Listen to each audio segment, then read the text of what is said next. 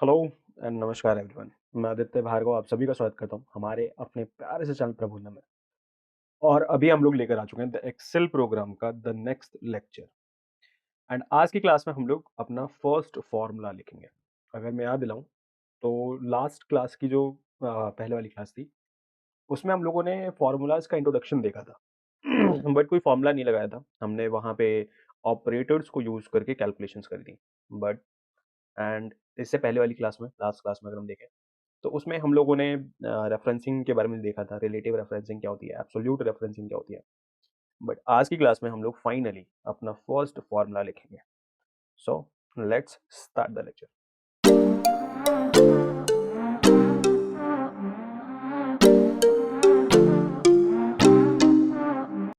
Okay, तो ये आ चुके हैं हम लोग अपने एक्सेल वर्कशीट के ऊपर। एंड अभी आप इस सिनेरियो से और ये जो डेली लाइफ सिनेरियो है इससे आप परिचित हैं।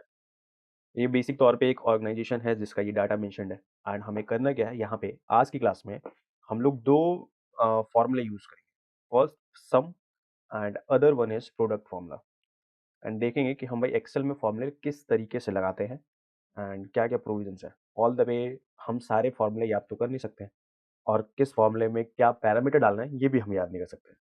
तो एक्सेल उस चीज़ को किस तरीके से आसान बनाता है इस बात को भी हमें देखना है। सिनेरियो सेम है, हमें अमाउंट कैलकुलेट करना है, जीएसटी कैलकुलेट करना है एंड टोटल अमाउंट कैलकुलेट करना है।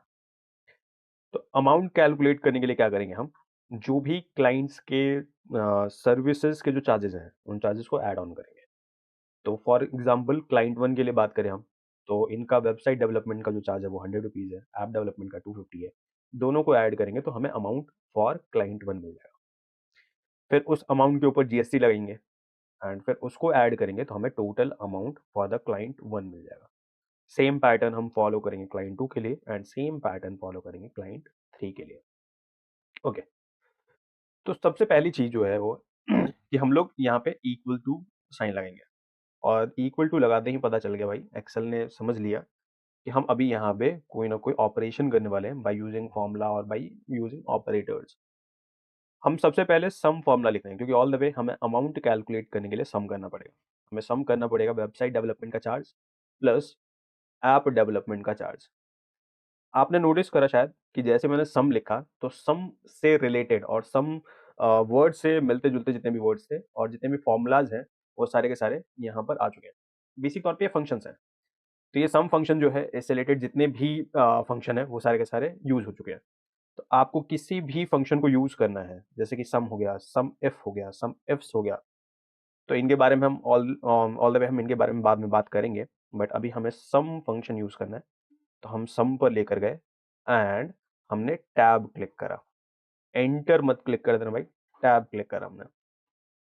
एंड टैब क्लिक करते ही हुआ गया कि वो जिस पे भी हमारा ब्लू लाइन शो हो रहा था और जो भी ब्लू रेक्टेंगल के अंदर आ रहा था वो सेलेक्ट हो गया।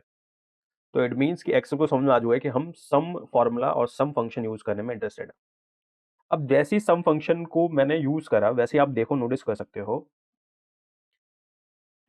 यहाँ पे एंड एक्सेल ने खुद आपको सिंटैक्सेस प्रोवाइड करना शुरू कर दिए। आप देखो नंबर वन, नंबर टू, फिर कॉमा लगा के डॉट डॉट डॉट, यानी आपके पास जितने भी नंबर्स हैं आप उन सभी नंबर्स को आप यूज कर सकते हैं। ओके, हमें किसको और क्या ऐड करना है सर, हमको ऐड करना है ये, बोले दो C5 और उसके बाद कॉमा लगाकर हम D5 यूज कर सकते हैं। एक तरीका ये है, ये जो कॉमा लगाकर मैंने यूज करा है ये बेसिक तौर पे ये सिंगल रेफरेंसिंग कहलाती है।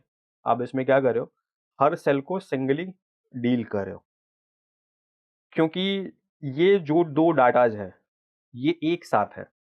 तो हम यहाँ पे एक और रेफरेंसिंग यूज कर सकते हैं एंड वो है हमारा एरे रेफरेंसिंग। तो उसमें क्या होता है कि जिनको भी जो भी कॉन्टिन्यूस डाटा है उन सबको एक साथ सेलेक्ट कर दो। तो सेलेक्ट करने का क्या तरीका भाई, आप जो भी जहां से शुरू करना है उस पर डबल क्लिक करके उसके बाद होवर कर दो जहां तक आपको सिलेक्शन करनी है। फॉर एग्जाम्पल मुझे C5 एंड D5 तक ही करना था तो फिर हमने C5 पे डबल क्लिक करा एंड होवर कर दिया। कहाँ तक करा भाई, D5 तक करा। तो हमारा इनिशियल सेल जो है वो C5 है एंड फाइनल एंड सेल जो है वो हमारा D5 है।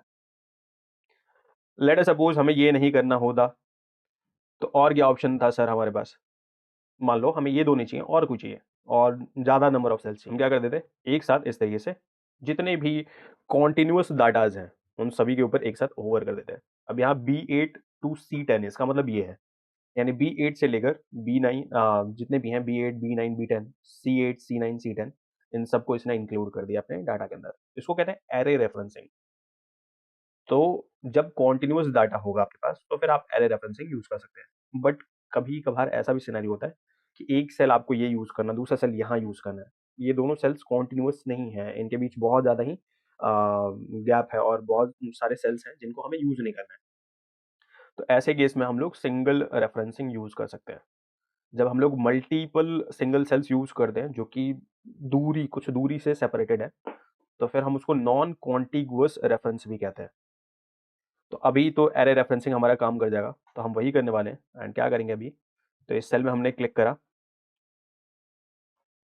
इक्वल टू लगाया एंड उसके बाद सम फॉर्मूला लगाया, टैब लगाया एंड जो भी डाटाज हैं, जो भी ये हैं, इनको हमने सिलेक्ट करा, फिर शिफ्ट प्लस 0 एंड एंटर मार दें हम। चार्ज जो भी टोटल चार्ज है बोले तो अमाउंट है क्लाइंट 1 का for using all the services, वो यहाँ पे शो हो गया और वो कितना हो गया 350 हो गया। सेम चीज़ है, अगर हमें by chance client 2 and client 3 के लिए भी करना है, सेम ही एक्शन लेना है हमें, तो हम क्या करेंगे, हम जाएंगे हमारा जो सेल है इसके लास्ट में बोले तो बॉटम राइट कॉर्नर में। दो तरीके हैं, सेलेक्ट करके या तो स्लाइड डाउन कर दो ऑटो फिल के लिए या फिर आप यहाँ पे डबल क्लिक कर दो। तो आप स्लाइड डाउन करके भी कर सकते हो और डबल क्लिक इस पर क्लिक करके भी कर सकते हो। हमने जैसे ही डबल क्लिक करा वैसे ही सारा का सारा ऑटो फिल हो गया। तो क्लाइंट 1 का जो अमाउंट बन रहा है वो कितना बन रहा है, क्लाइंट 2 का जो अमाउंट बन रहा है वो कितना बन रहा है एंड क्लाइंट 3 का जो अमाउंट है वो कितना बन रहा है, आप शो कर पा रहे होंगे और देख पा रहे होंगे। दूसरी बात ये सर जीएसटी कैलकुलेट करने की। जीएसटी कैसे कैलकुलेट करेंगे सर, जीएसटी कैलकुलेट करने के लिए हमें अमाउंट में मल्टीप्लाई करना पड़ेगा जीएसटी परसेंट, मल्टीप्लाई करना पड़ेगा। तो यहाँ मल्टीप्लाई ना बोल के प्रोडक्ट, एंड जैसे ही मैं प्रोडक्ट क्लिक करता हूँ आप नोटिस कर सकते हो प्रोडक्ट रिलेटेड जितने भी फंक्शंस हैं उन सभी के ऑप्शन आ चुके हैं। क्या हमें प्रोडक्ट चाहिए या डी प्रोडक्ट चाहिए या IMM प्रोडक्ट चाहिए या सम प्रोडक्ट चाहिए, हमें सिर्फ सिंपल सा प्रोडक्ट चाहिए। तो क्योंकि हमारा रेक्टेंगल ब्लू रेक्टेंगल इसी को डिनोट कर रहा है, तो फिर हम इसी पर रहेंगे एंड यहीं पर टैप कर देंगे। टैप करा, अब ये पूछ रहा भाई, नोटिस कर सकते हो सिंटैक्स आ गया भाई, number 1 number 2 number 1 comma number 2। तो दो ऑप्शन आप देख सकते हो आप, अमाउंट ये हमारा फर्स्ट नंबर है एंड जो दूसरा नंबर है वो है 18% यहाँ पे, ये रहा वो सेल। क्या ये दोनों सेल्स कॉन्टिन्यूअस हैं? ऑफ कोर्स नहीं, नॉन कॉन्टिन्यूअस सेल हैं सर। इनके बीच बहुत सारे सेल्स हैं जिनको हमें यूज़ नहीं करना है। तो फिर हम ऐसे केस में कॉमा लगाएँगे एंड इसको सेलेक्ट कर देंगे। अगर आपको बाय चांस कॉमा नहीं लगाना, तो भी आप क्या कर सकते थे, आप कंट्रोल दबा के रखते, जैसे कि हमने इसके ऊपर क्लिक करा और उसके बाद कंट्रोल दबाया और फिर हमने 18% वाले सेल पे क्लिक कर दिया, ऑटोमेटिकली कॉमा लगा के दूसरा सेल आ गया। पैरेंथेसिस क्लोज करो, एंटर करो, रिजल्ट आ गया। सेम स्लाइड कर सकते हो आप आइदर, और आप डबल क्लिक कर सकते हो, डाटा ऑटोमेटिकली फिल हो जाएगा। सर हमने जीएसटी कैलकुलेट करा 350 का 18% से मल्टीप्लाई करा, ये 350 आ रहा है, ऐसा क्यों सर? ये 50,000 आ रहा है, ऐसा क्यों सर? हाँ, शायद आप लास्ट क्लास में एक चीज़ भूल रहे हैं। आप भूल रहे हैं कि यहाँ पर हमें एब्सोल्यूट रेफरेंसिंग करना था। बोले तो 350 हो, चाहे क्लाइंट 2 का 350 हो, चाहे क्लाइंट 3 का 500 हो। ये तीनों मल्टीप्लाई होने थे एक ही सेल से, वो था 18% वाला जो सेल है, जो कि आपका C3 सेल। यहाँ 18% के लिए हमें एब्सोल्यूट रेफरेंसिंग करना था। बट आपने क्या एब्सोल्यूट रेफरेंसिंग दिया है क्या? नहीं। सर आपको कैसे पता चला एब्सोल्यूट रेफरेंसिंग नहीं है? क्योंकि यहाँ पे डॉलर साइन नहीं है। तो हमें डॉलर साइन के लिए हमें क्या करना पड़ेगा, F4 क्लिक करना पड़ेगा एंड देन हम एंटर करते हैं, हमारी कहानी बन जाती है। और उसके बाद हम लोग इसको स्लाइड डाउन करें, जीएसटी कैलकुलेट होगा। Absolute referencing, relative referencing. अगर आपको वो याद नहीं आ रहा हो तो प्लीज़ इससे पहले वाला जो वीडियो है आप उसको देखें एंड आप समझ जाएंगे कि what is absolute referencing and what is relative referencing. उसके बाद टोटल अमाउंट कैलकुलेट करना है। टोटल अमाउंट क्या करना पड़ेगा, amount plus GST, sum formula लगाना पड़ेगा sir, equals to sum. Options आ चुके हैं, टैब क्लिक करा हमने, सिंटैक्स खुल गया, नंबर 1 नंबर 2, क्योंकि ये दोनों के दोनों नंबर जो हैं वो हमारे कॉन्टिन्यूअस हैं, हम एरे यूज़ कर सकते हैं एंड हमने इसको क्लोज करा, एंटर करा, रिजल्ट आ गया 413। और उसके बाद हम फाइनली क्या करेंगे, डबल क्लिक करेंगे, पूरा का पूरा ऑटो फिल हो गया सभी के लिए। तो आई होप अभी आपको आइडिया लग रहा होगा और पता चल रहा होगा कि हम किस तरीके से फॉर्मूलाज यूज़ करते हैं। प्लीज़ फॉर्मूलाज को यूज़ करते वक्त आपको चीज़ें ध्यान रखनी पड़ेंगी कि भाई कौन सा फॉर्मूला हम लगाने वाले हैं, एंड सिंटैक्स का थोड़ा सा हेल्प लेना आना चाहिए। एंड सिंटैक्स का हेल्प तभी ले पाएंगे आप जब आप बार बार उनको यूज़ करेंगे। तो इस तरीके से हम क्या कर सकते हैं, कैलकुलेशंस कर सकते हैं और फॉर्मूले लगा सकते हैं। तो आज की क्लास में हमने दो फॉर्मूले पढ़े, सम फॉर्मूला और सम फंक्शन, एंड दूसरा हमने पढ़ा प्रोडक्ट फंक्शन। तो इससे पहले के पहले वाली जो क्लास थी उसमें हमने फॉर्मूला लगाना सीखा था, बट आज की क्लास में हमने फॉर्मूले में फंक्शंस किस तरीके से अप्लाई करने हैं वो हमने सीख लिया। ओके, तो अगर चीज़ें पसंद आ रही हो तो प्लीज़ लाइक करें, शेयर करें एंड सब्सक्राइब करें। अगर कोई भी डाउट्स हो तो फिर आप कमेंट्स में उनको शेयर करें, वे will resolve it as soon as possible. और साथ में प्रैक्टिस करें, और उससे भी बढ़िया चीज़, खुश रहें, चिल रहें, मस्त रहें। Tata, bye bye, signing of.